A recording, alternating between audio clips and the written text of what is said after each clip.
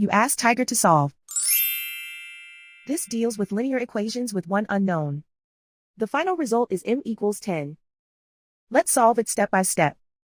Simplify the expression. Expand the parentheses. Swap sides.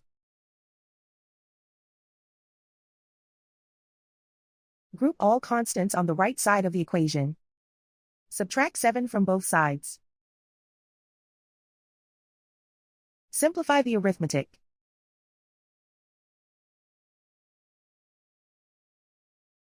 Convert the m into a positive number. Multiply both sides by -1. Remove the ones. Simplify the arithmetic.